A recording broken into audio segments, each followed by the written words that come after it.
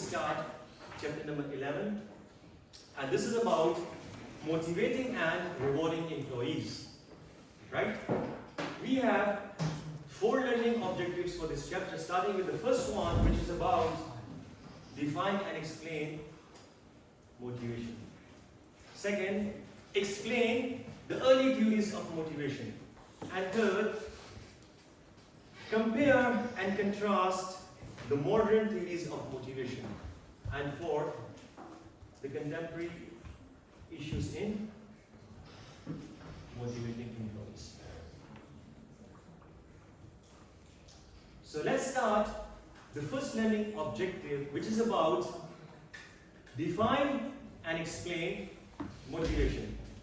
We hear this word every day. I'm more motivated, I'm less motivated. Let's get motivated to complete this task. But what is eventually motivation? Susan, any idea what is motivation? You can just share your opinion. The inner voice. Yes, good. Eva, what is motivation in your eyes?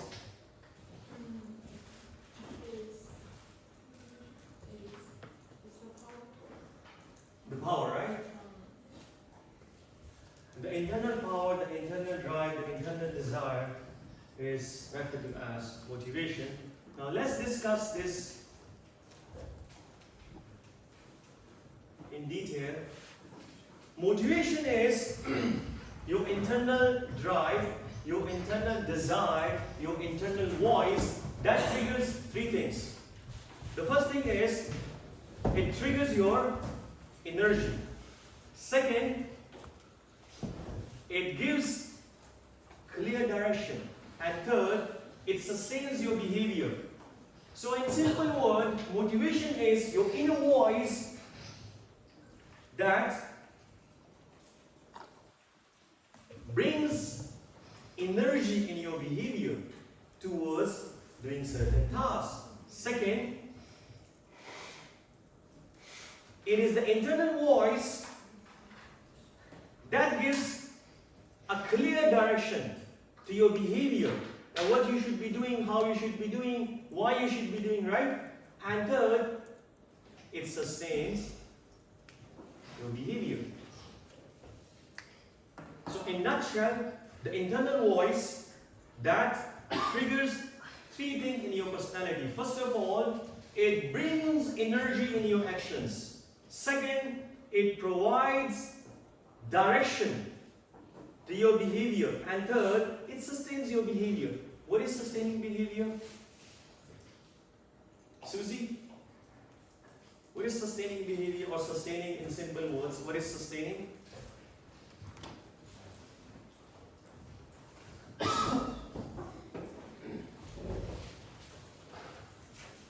I think you can just share.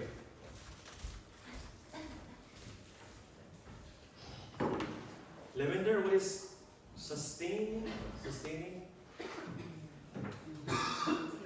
To maintain, to keep on doing, right? So to cut the long story short, before I move forward towards explaining the early and modern theories of motivation, let's conclude here that motivation is your internal voice, internal drive that triggers 3 things in your behavior. First of all, it gives energy to you.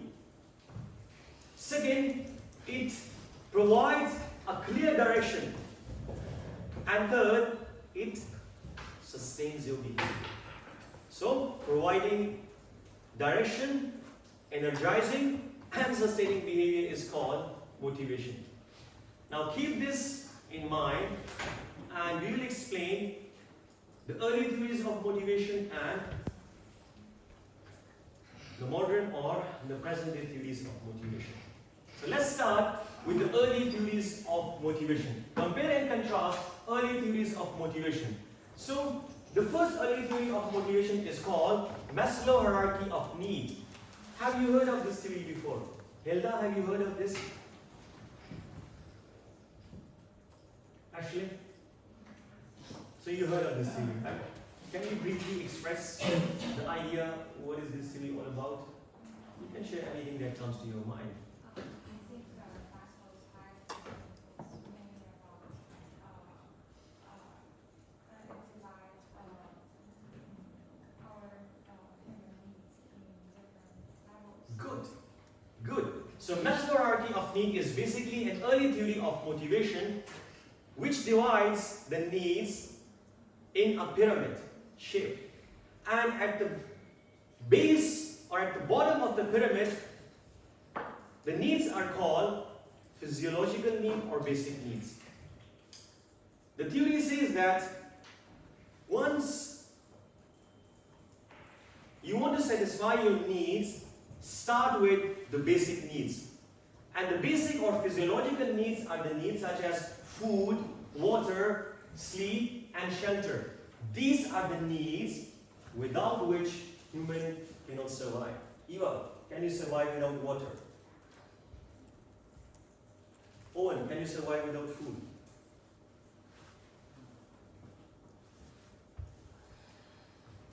Susan, can you survive without sleep? Cannot. So you see, these are the basic needs. Remember the second name of this physiological need. The second name is called basic needs. These are the needs without which human cannot survive. Maslow says that once you achieve your basic or physiological need, then you get further motivated towards achieving safety needs. What are safety needs? Safety needs such as feeling safe, protected, and secure from harm. Right now, you are feeling safe and protected. This is the need of human to work in an organization where he is protected from external and internal harm, where he feels safe. It is the second most requirement of a human: safety. You need a safe and secure environment to work.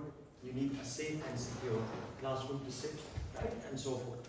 Maslow said that once you achieve the basic or physiological need, then you are further motivated towards achieving the safety needs. And once you achieve the safety needs, you are further motivated towards achieving social needs. What are social needs? All of us have social needs. We need to talk to friends. We need to make friends. We need to be valued. We need to be respected. We need to be loved.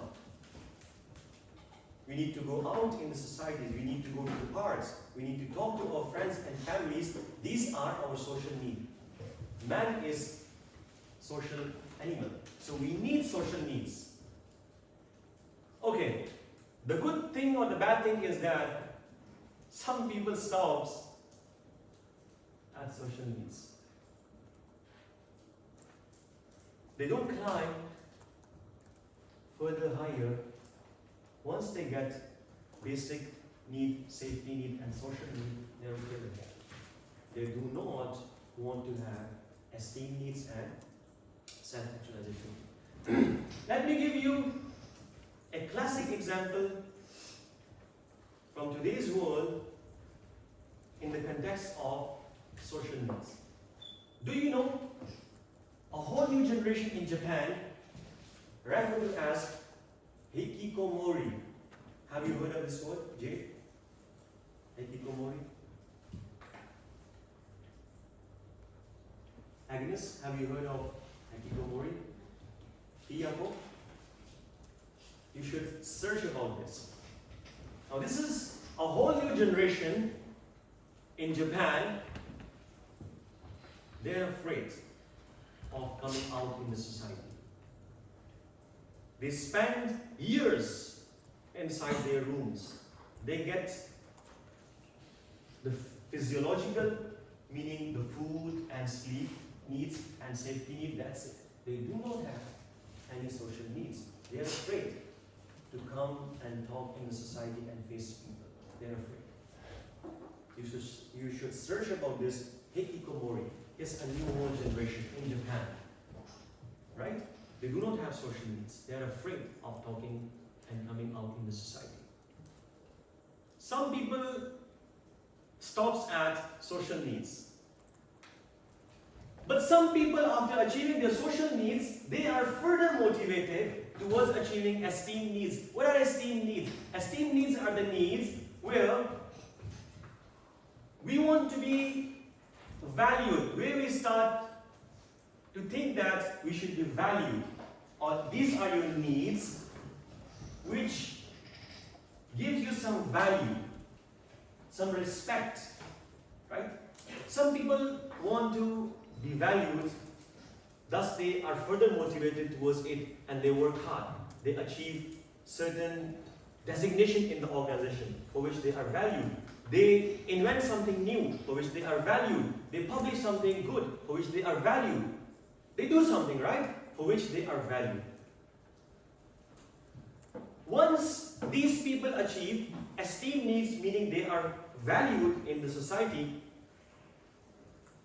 they are further motivated to climb to the highest level of needs as per the Maslow hierarchy of need, and the highest level of human needs are called self-actualization. Self-actualization is a stage where you start to feel the best version of yourself, such as the top entrepreneur Jack Ma, Elon Musk.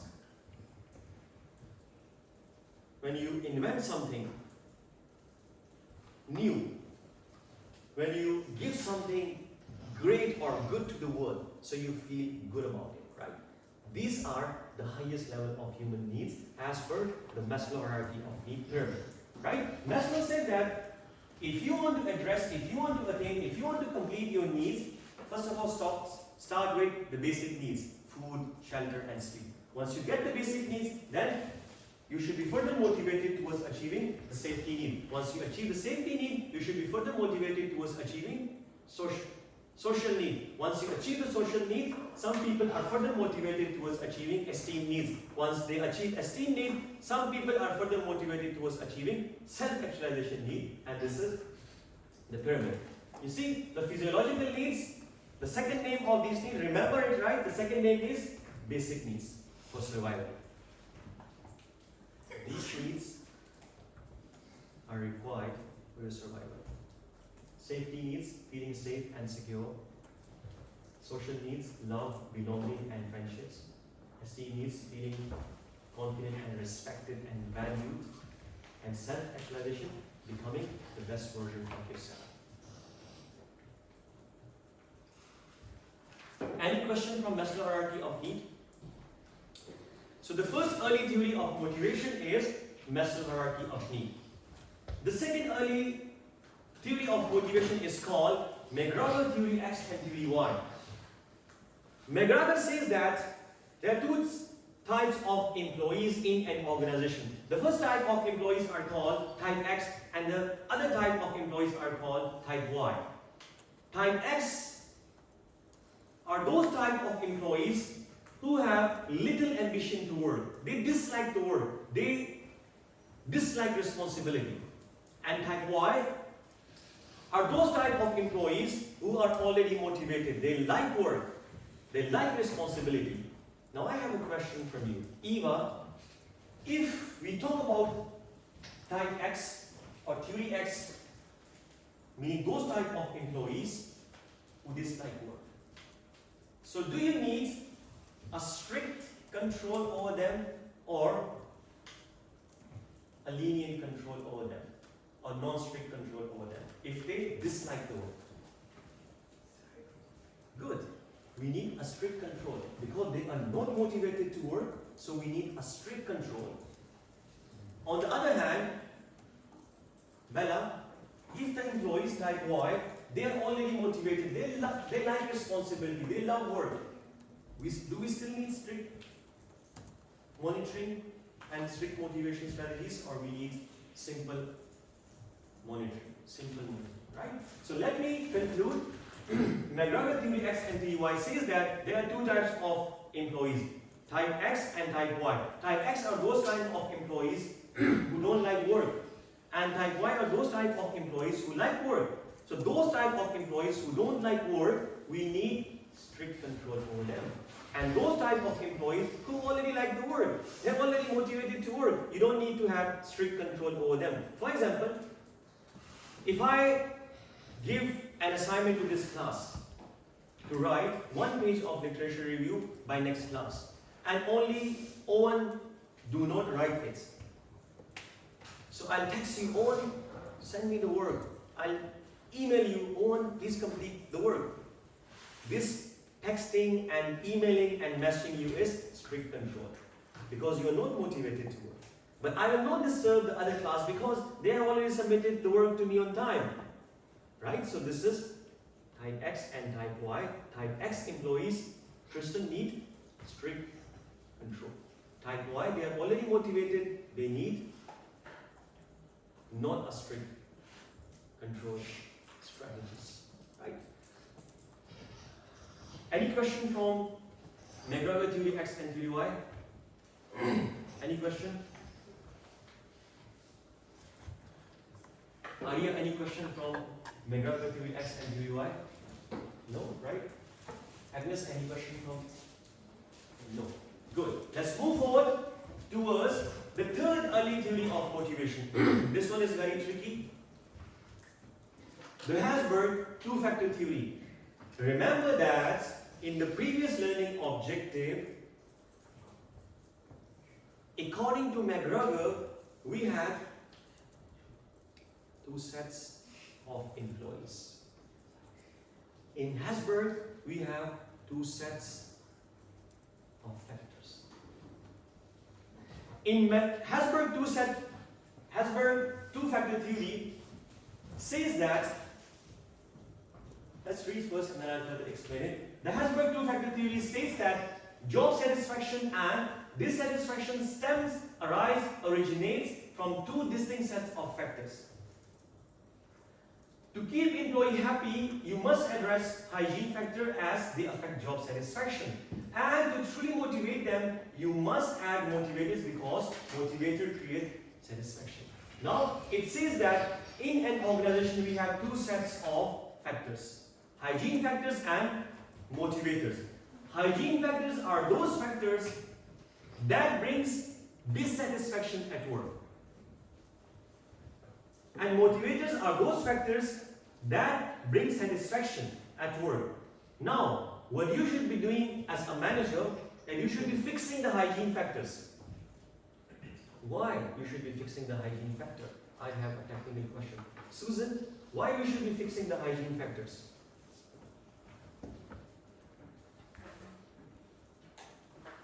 Why we should be fixing the hygiene factors?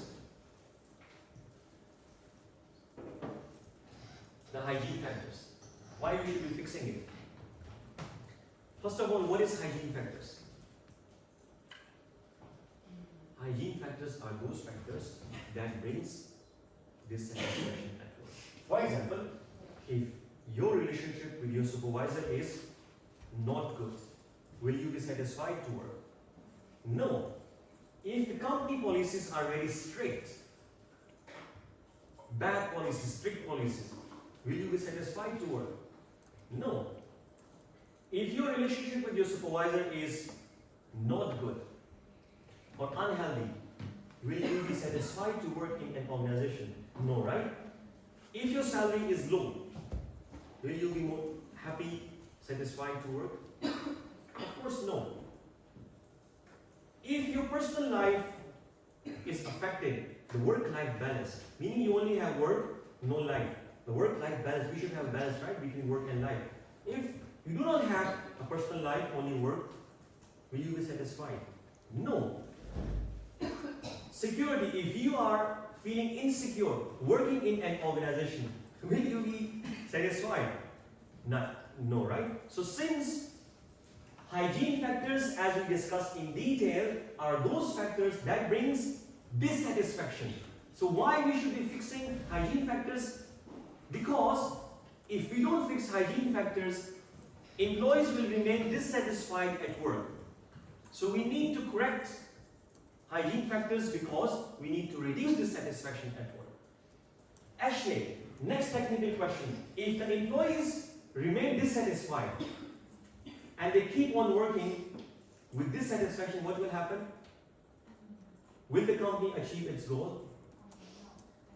If an employee works with dissatisfaction, meaning he is not working effectively and efficiently. So, if an employee is not working effectively and efficiently, he is not achieving the goals of an organization.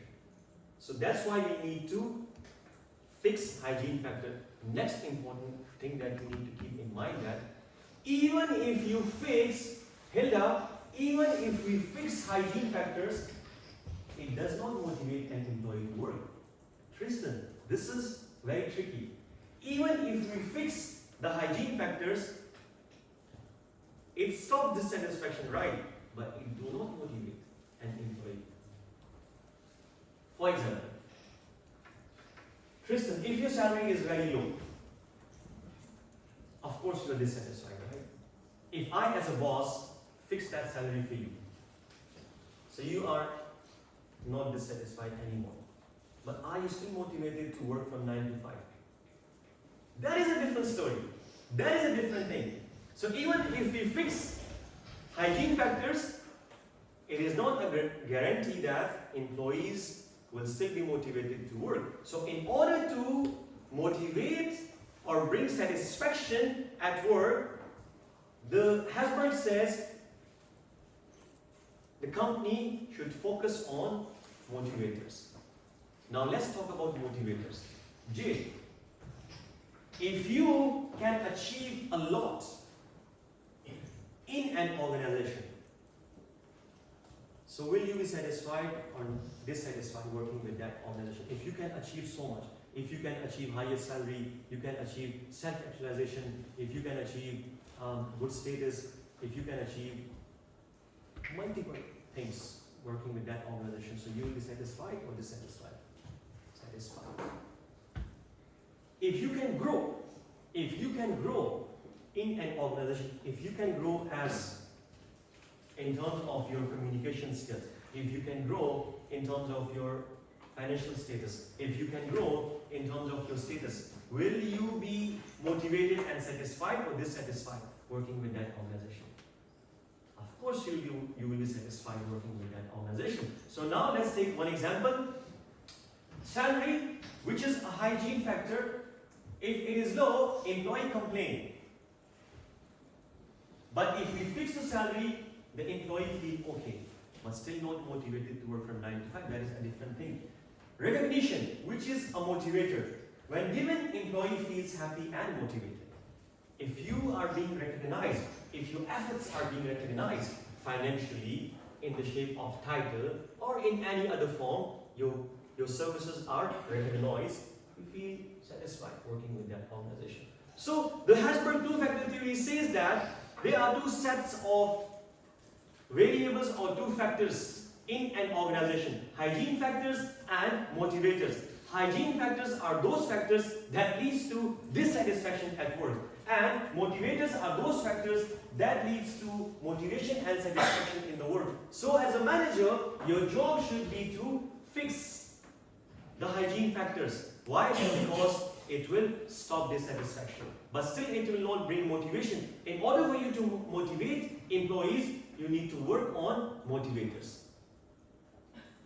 You need to promote motivators, right? So, to cut the long story short, two factors, hygiene and motivators. If we fix hygiene factors, you remove dissatisfaction. And add motivators, it creates satisfaction.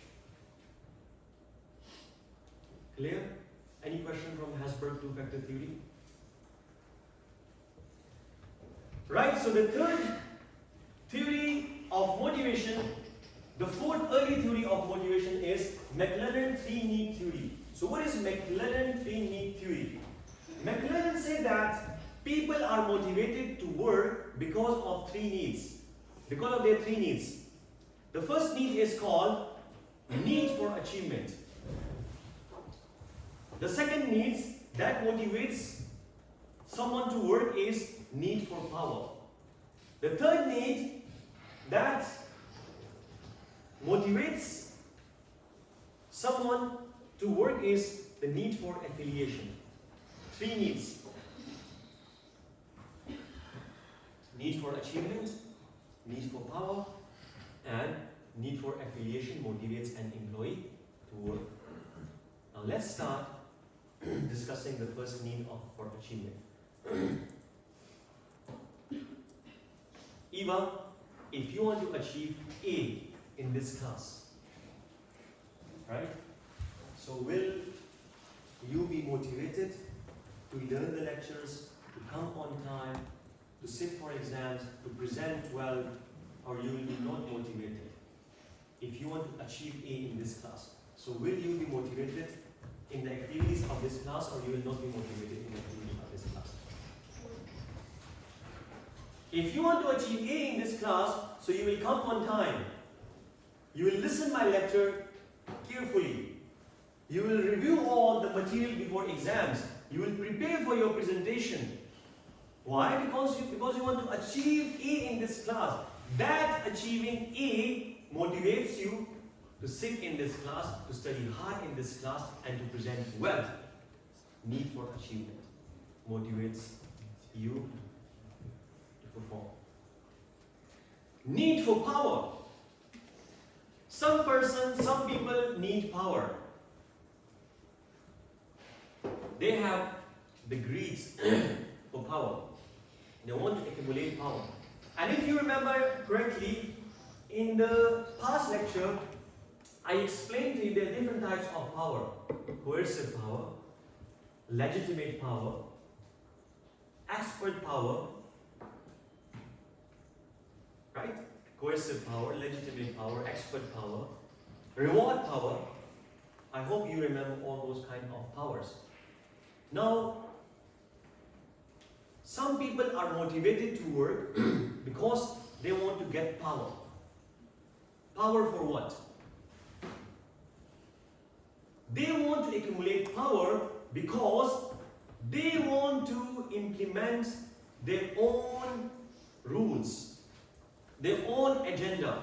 They do not agree with the current rules and regulations, so they want to accumulate power so that they can reach to a position where they can change it and implement their own agenda, implement their own framework, rules, guidelines.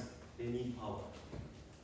I remember quotes comes to my mind relating to this power is a quote from Gandhi.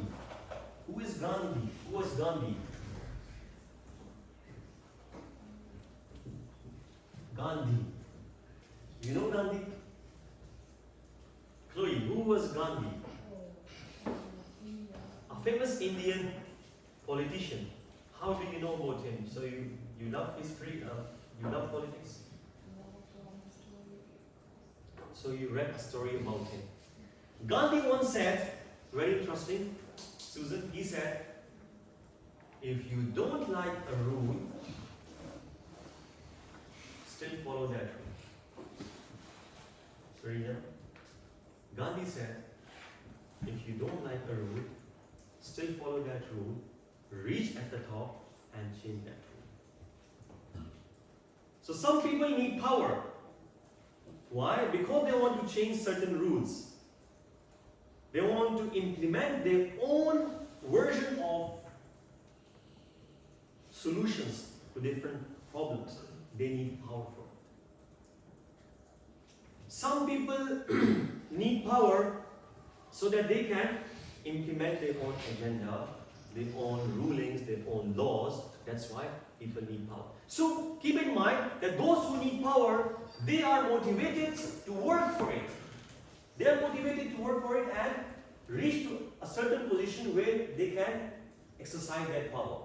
So the second element of need which motivates you to work is getting power, as from the McLennan need theory. The third need that motivates an employee towards working is the need for affiliation. What is affiliation? Daniel, what is affiliation?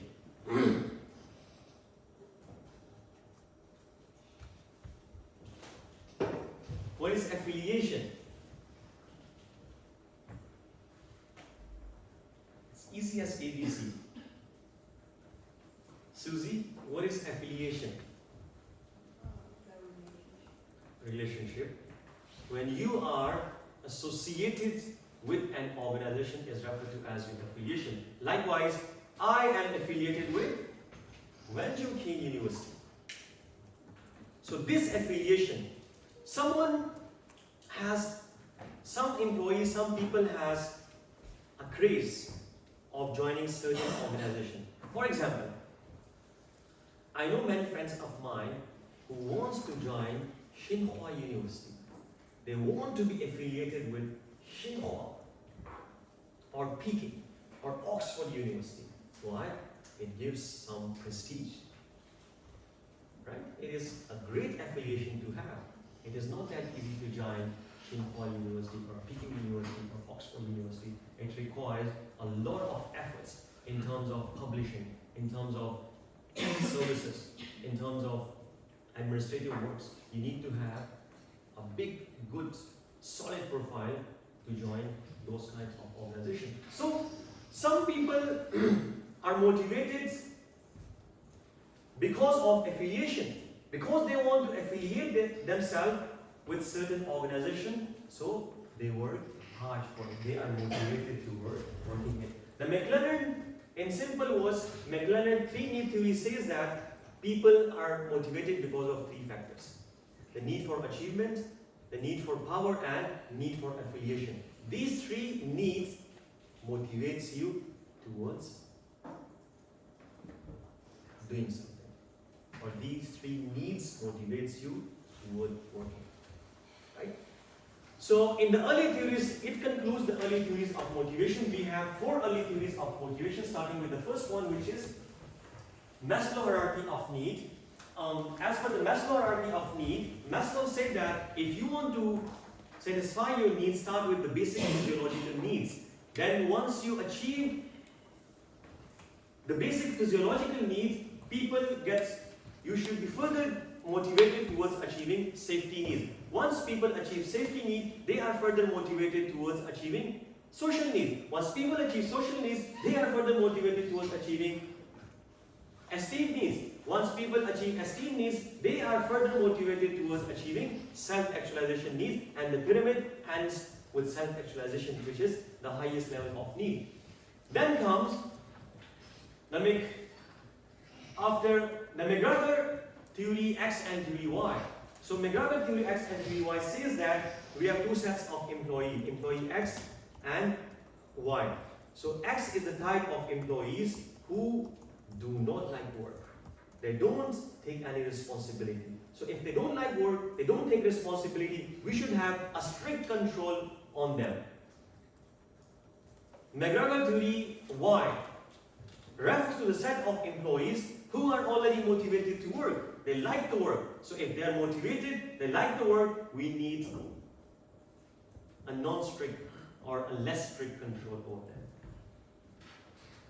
The Hasberg two-factor theory. The third early theory of motivation is referred to as the Hasberg two-factor theory. Hasberg says there are 2 factors: hygiene factors and motivators. Hygiene factors are those factors that brings dissatisfaction at work, and motivators are those factors that bring satisfaction at work. So your job as a manager, as a boss, should be to fix, to minimize, to handle hygiene factors so that you reduce dissatisfaction. But remember, even reducing dissatisfaction does not bring motivation.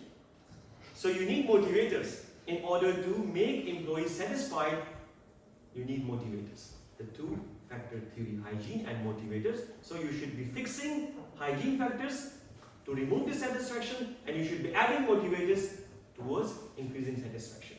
The 4th early theory of motivation is called McLennan 3 need theory. McLennan said that the 3 needs: need for achievement, need for power, and need for affiliation motivates you to work.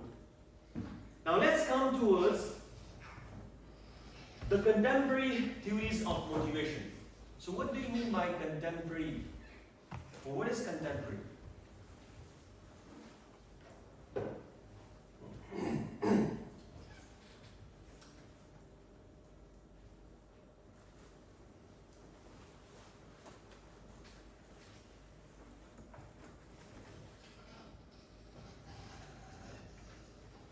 What is contemporary? contemporary?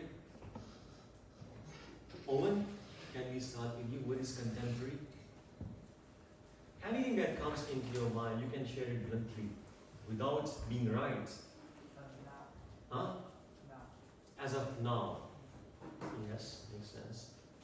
Susie, contemporary?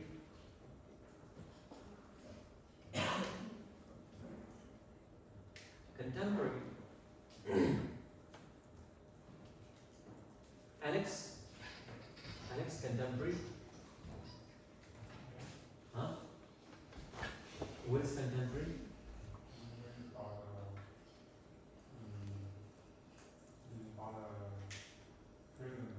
Good.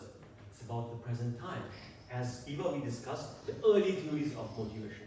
Now we are discussing the present, the modern day theories of motivation. So we have three present day or modern theories of motivation. The first one is called goal setting theory. Now what is goal setting theory? This is very interesting and very tricky as well. Let's read first of all. The goal setting theory means that people perform better when they have clear, specific and challenging goals instead of vague goals. It says that people perform better once they have clear and specific goals. Once the goals are measurable. Once the goals are quantifiable.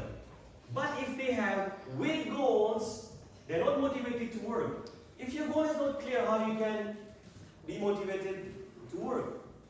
Right?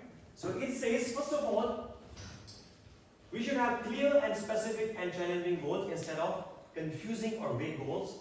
When they understand and accept the goals, feel committed to it, and believe they can achieve it, self-efficacy, they become more motivated to work towards achieving those goals. Getting regular feedback helps them set their progress and stay on track. In simple words, what does it mean? To cut the long story short, or in simple words, what does it mean? It says, the goal setting theory says that once you have clear and specific goals, and you accept those goals, and you show your commitment towards achieving those goals, this acceptance and this commitment brings motivation. And then this motivation is affected by two external factors, self-efficacy and national culture. Then we need to get a regular feedback on these goals, only then we can achieve the goals. Now let me explain this in detail. Goals.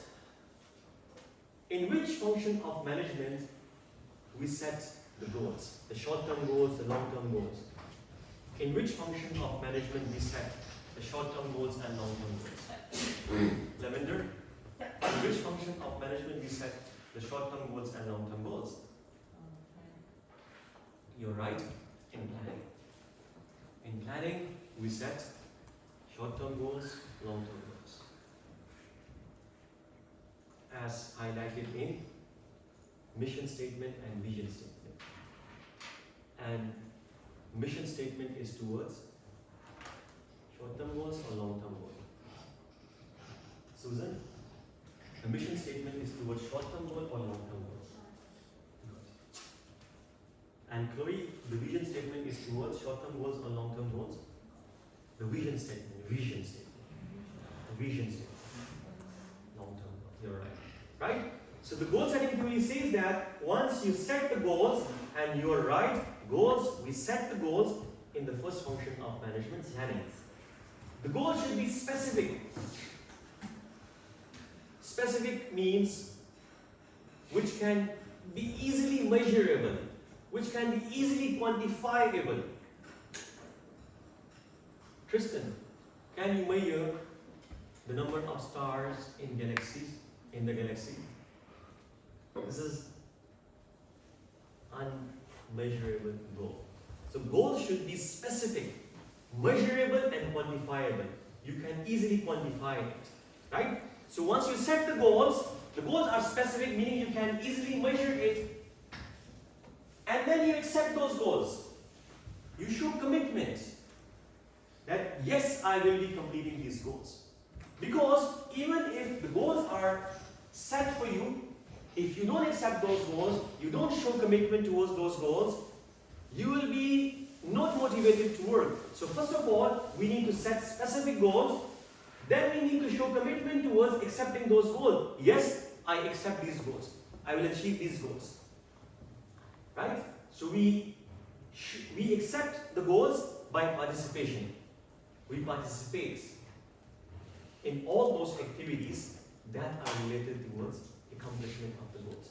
So, in simple words, the goal setting theory says that we should be setting clear and specific goals. Then we should accept those goals, meaning that we should participate towards completion of these goals. Because once we set the goals, we accept and show our commitment towards completing this goal. This accepting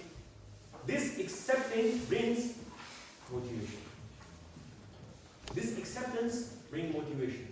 Now, the motivation is further affected by two external factors.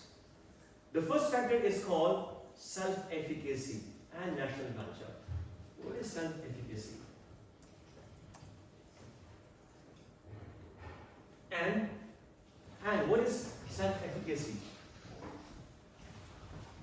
Yes, and right? And what is self-efficacy?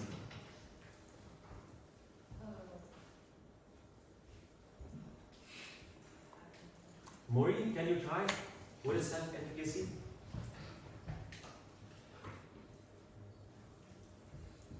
Andrew, can you try? What is self-efficacy?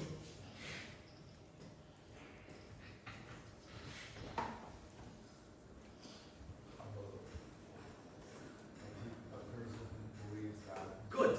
It is your internal belief that yes, I can achieve it. Once you believe in yourself, once you believe in your abilities, once you believe in your skills, it brings motivation. But if you have no self-efficacy, you don't believe in your skills, you don't believe in your knowledge, it reduces your motivation to work. That's why you should have highest self-efficacy, because it will affect your motivation in either positive or negative direction. Now I have a technical question from Susan. How national culture affects motivation? How the national culture affects motivation?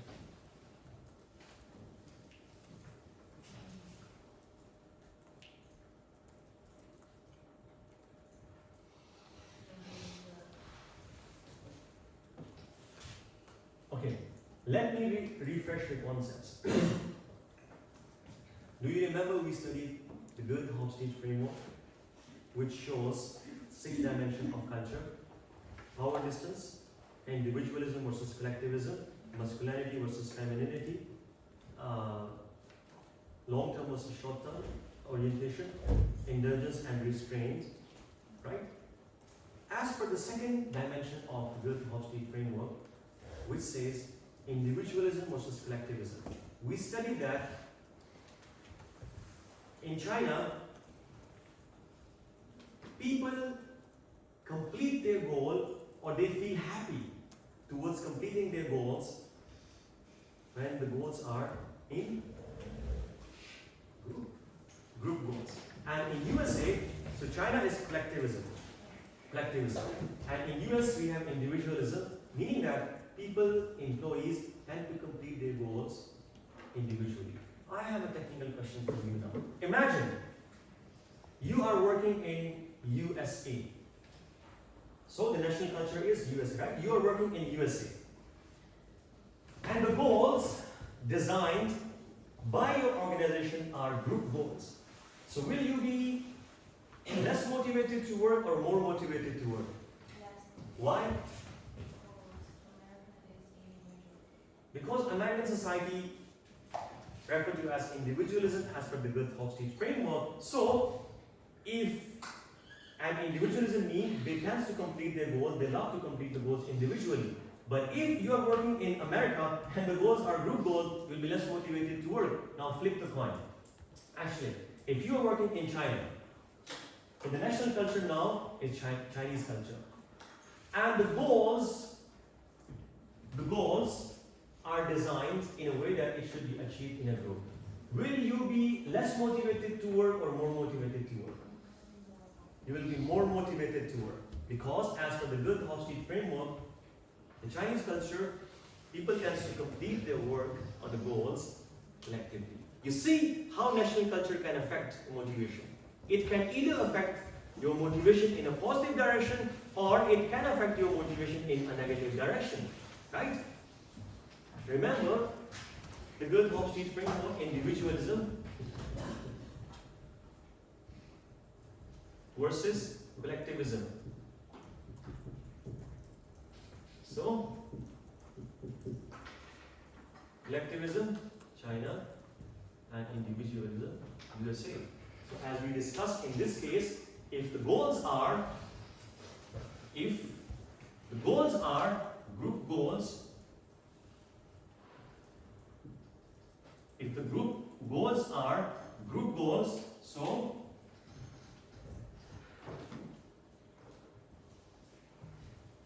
if the goals are group goals, the supportive culture for these goals is China. If the goals are individual goal, so the supportive culture for these goals as per the Good Hofstede framework is USA. I have shared something important for you which you should remember. Your exam is coming next week, right? So remember these important insights when I share something in the class. Please remember it, right? So let's come back to the goal setting theory. So the goal setting theory says that employees says that the goal should be clear and specific.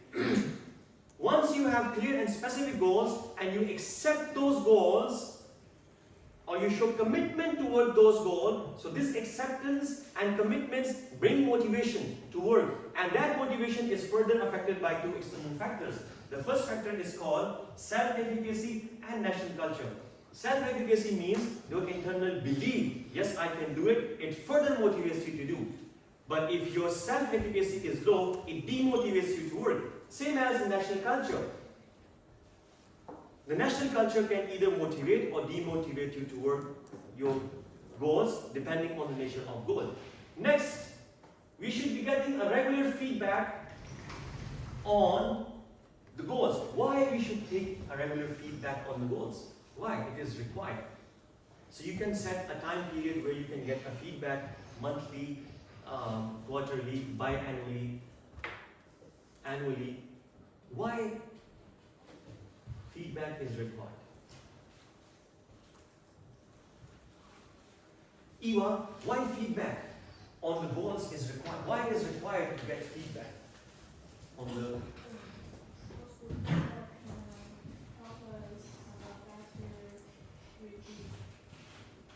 because the feedback keeps you on track. Let's suppose if you have set the timeline for achieving these goals as 1 year and you don't take any feedback, and after 1 year you realize you couldn't complete your goals. So you need to take regular feedback because it keeps you on track. If you're not on track, you can expedite. If you're already on track, you can keep on doing what is required, right? So regular feedback is very important. So if you have clear goals, specific goals, if you accept those goals, it brings motivation. The motivation is affected by some factors, and if you have a regular feedback, it gives you higher performance. You can achieve higher performance. This is what the goal setting theory says. Any question from this? So in simple word, the goal setting theory says specific goals plus commitment plus belief, self-efficacy plus feedback leads to higher performance. This is what the goal setting theory says. Tahu understand? Right, let's start the second present day or modern day theory of motivation, which is called the equity theory of motivation. What is equity theory of motivation? The equity theory of motivation says that, alludes that, explains that, highlights that as an employee, you can face three situations at work. equitable situation, inequality in the context of under reward, inequality in the context of over rewarding.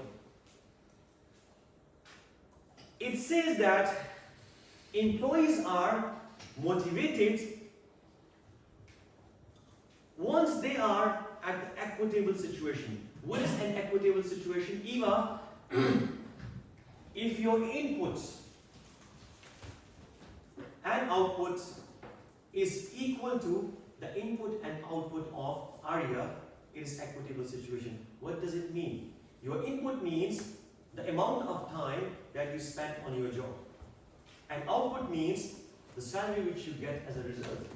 So if you spend 9 hours on your job and get 20,000 yuan, so meaning your input and output, this is your input and output, right? Input 9 hours and output 20,000 yuan. If Arya, you also spend 9 hours on your job, but you get 10,000 yuan as an output. So her input and output does not match your input and output, right? It is inequality. But if she spent 9 hours and get 20,000 yuan, you spend 9 hours and get 20,000 yuan, so your input and output matches with each other, it is equitable situation. Meaning that the amount of effort one person is putting on the job and the salary he gets against that effort, if it matches with the input and output of another employee, it is called an equitable position. Now, let's take another example. Actually, if you spend 9 hours in an organization and you get 20,000 yuan, Hendrik, you spent 9 hours in the same organization and you get 10,000 yuan. So your input and output is less than the input and output of her. Correct, right? She gets 20,000, you get 10,000.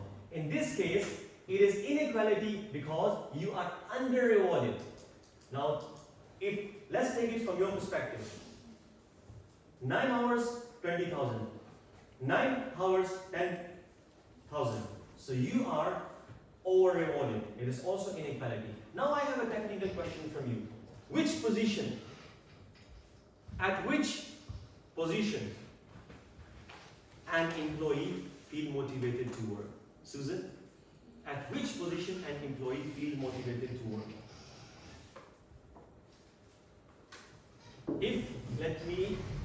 If your input and output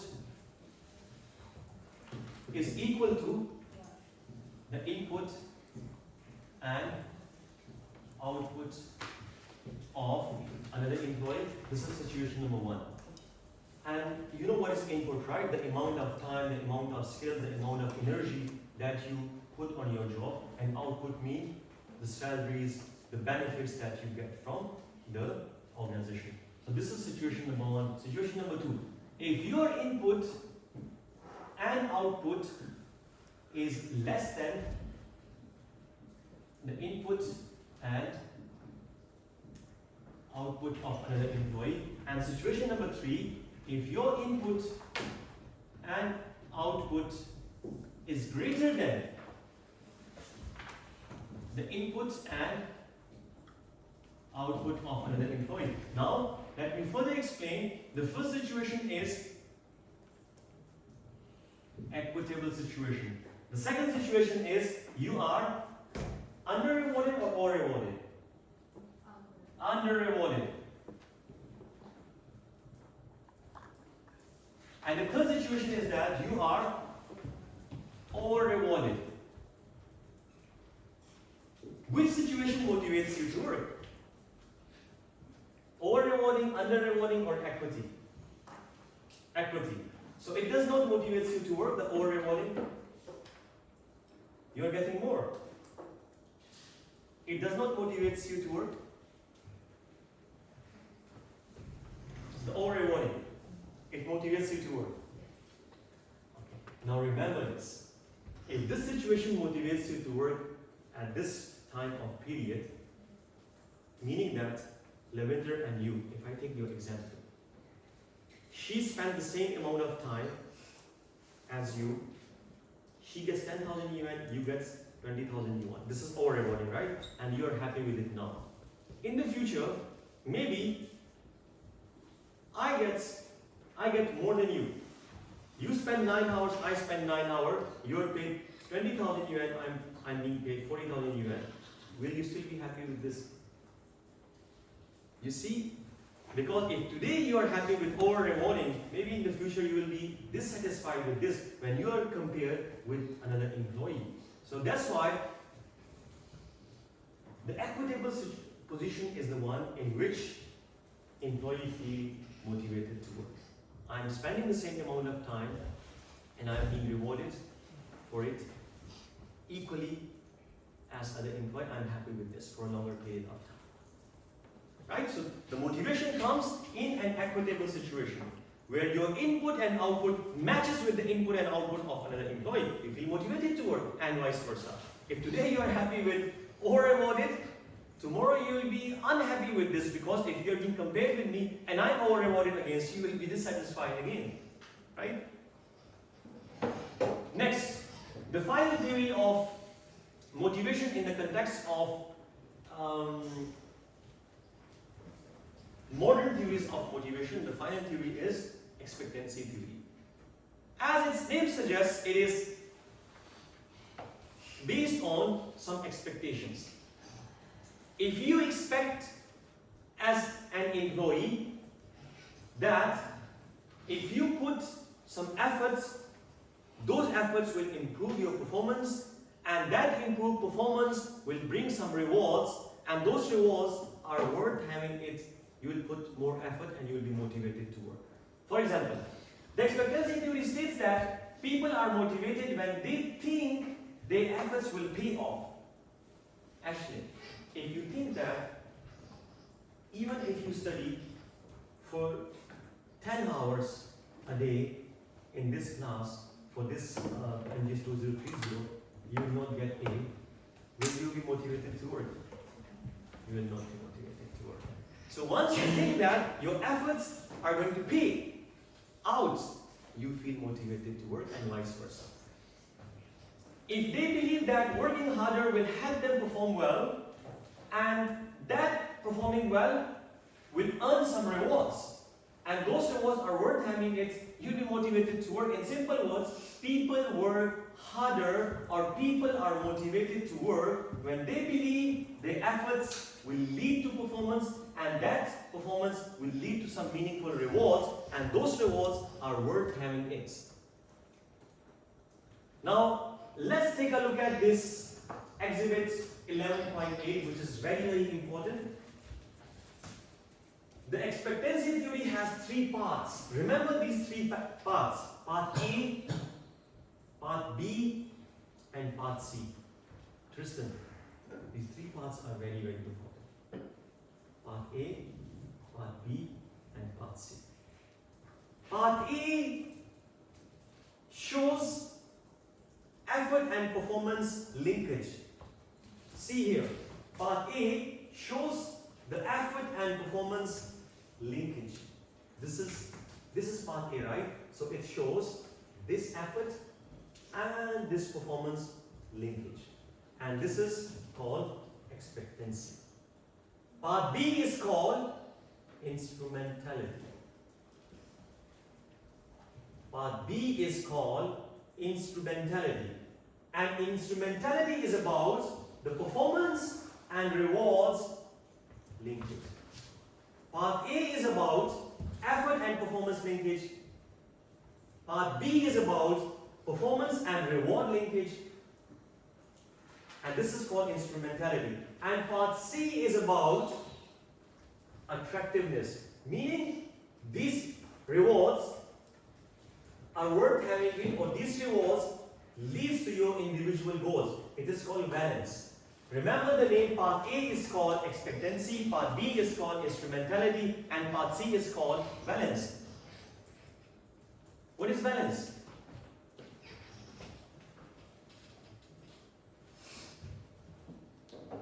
Balance. What Valence?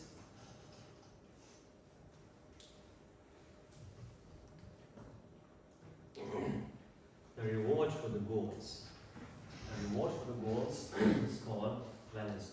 So, expectancy theory states that people put individual efforts because they think that this individual efforts is going to improve their performance, and that performance will give them some rewards, and those rewards are worth having it. Now let's take an example.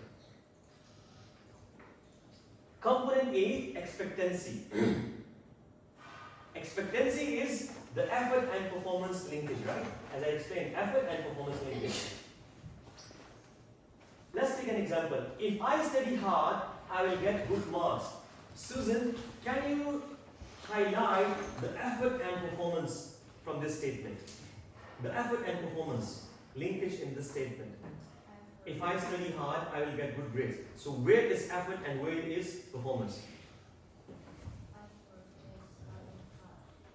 Studying hard is effort, good, and performance is getting good marks. Right? Now let's study second, instrumentality, which is part B, or performance versus reward linkage. If I get good marks, I'll get scholarship. So Ashley, can you highlight if I get good marks, I'll get scholarship. Can you highlight performance versus reward in this, from this statement?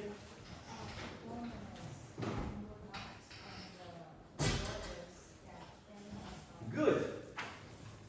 If I get good marks, meaning this is my performance, if my performance has been improved, I'll get scholarship, which is the reward. Now part C, valence or the value of reward. I really want that scholarship because it will make me independent, it will reduce burden on my parents, I'll feel mentally secure if I have scholarship. That's why I want that scholarship. This is called the value of that reward. So remember, just Daniel, the expectancy theory says that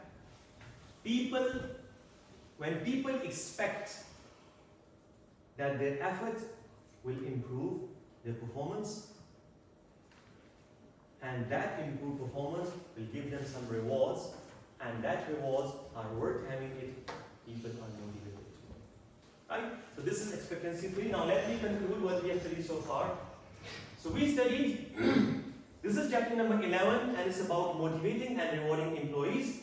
And we have studied 3 learning objectives in today's lecture. The first learning objective was about define and explain motivation. So motivation is the process, it is the internal drive, it is the internal stimuli that triggers 3 things in your behavior. First of all, the internal voice, the internal demand, the internal stimuli that triggers energy in your behavior. Second, it gives the internal drive that gives clear direction to your behavior. Third, the internal drive, the internal voice, the internal stimuli that sustains your behavior is called motivation. So motivation is the internal drive that triggers energy in your behavior, provides direction to your behavior, and sustains your behavior is called motivation. Then we have the early theories of motivation. So we have 4 early theories of motivation. The first early theory of motivation is called Maslow hierarchy of need. So the Maslow hierarchy of need is presented in a pyramid shape, and Maslow said that first of all people should complete their basic needs such as sleep, food and water. And once people complete the basic or physiological need, people are motivated towards achieving safety needs. And once people achieve safety need, people are further motivated towards achieving social needs. And once people achieve social needs, people are further motivated towards achieving esteem needs. And once people achieve esteem needs, people are further motivated towards achieving self-actualization need, which is the highest level of needs as per the Maslow hierarchy of need. The second early theory of motivation is McGregor theory X and theory Y. McGregor says that there are 2 sets of employees in an organization. The first level of employees can be categorized as X type of employees, which theory X explained, and the other type of employees are referred to as type Y, which is explained in type Y or theory Y. So the X type of employees are those employees who do not like work. They don't like responsibility. And type Y are those type of employees who like work, who like responsibility. So type X requires strict motivation and strict control. And type Y requires lenient control because they are already motivated to work. The third early theory of motivation is called Hasberg two-factor theories. So Hasberg explained two factors, hygiene factors and then motivators. And he explained that hygiene factors are those factors that brings dissatisfaction at work. And motivators are those factors that bring satisfaction at work. So as a manager, your job should be to fix hygiene factors. Why? Because it dissatisfies your employee. So if you fix hygiene factors, you remove dissatisfaction. But remember, removing dissatisfaction does not mean bringing motivation. In order to motivate employees, you need to add motivators. So in simple word, to cut a long story short, Hasberg two-factor theory says that fix hygiene factors, it reduces dissatisfaction. Add motivators, it brings satisfaction. The fourth early theory of motivation is called McLaren three-need theory. So McLaren said that three needs, and those three needs are need for achievement, need for power, and need for affiliation motivates an employee to work. Then comes the contemporary or the modern theories of motivation. So we have three present day or modern theories of motivation. The first one is goal setting theory. As per the goal setting theory, it says that, it alludes that, it explains that, it highlights that when the goals are specific, right, you have clear, measurable, quantifiable goals, you accept those goals and you show commitment towards those goals, it brings motivation.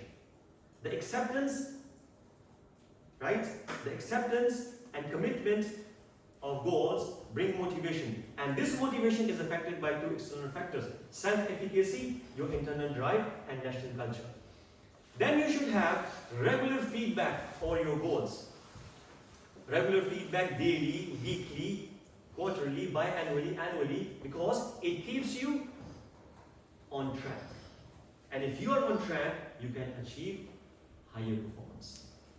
Next, equity theory. The equity theory says that as an employee, you can face three possible situations in front of you. First, equality. Second, under-rewarding. And third, over-rewarding.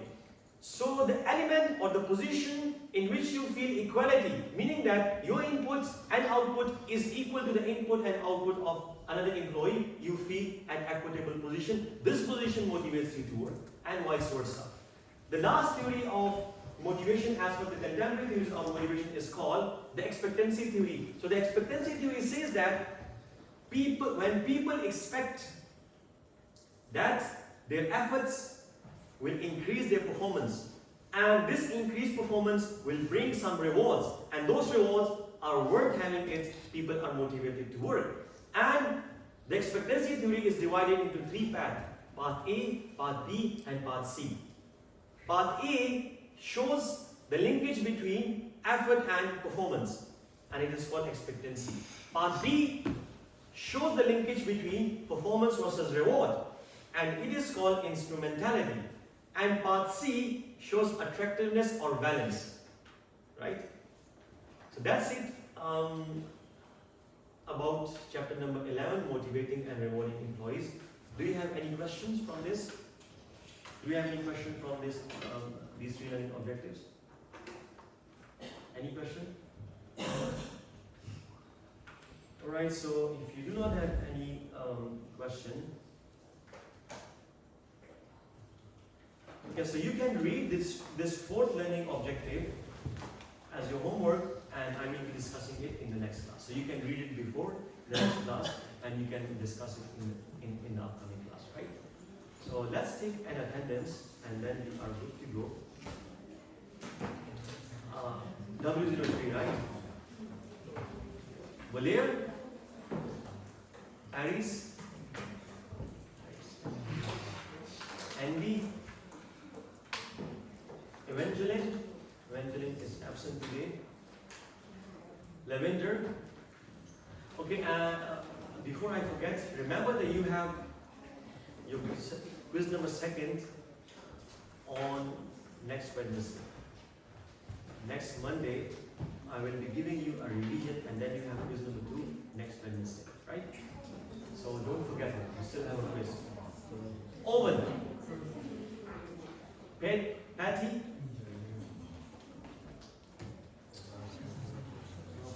Harris,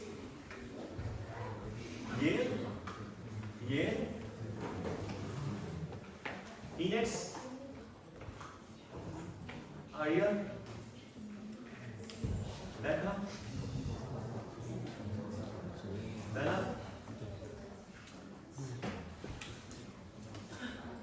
Harriet, Sihan Chen, Sienna, Chloe, Serena, Sam, see. Laura, Jay, Jing Gong, Agnes, Nikki, Ocean, Daniel, Rufin, who is absent today, Yuri, Mori, Chuyupan, Ryan, Sally, Selvin, Serenity, Wiki, Susie, Hilda, Tristan, Rui Van, Alex, Heinrich, Amanda is absent, and Ashley,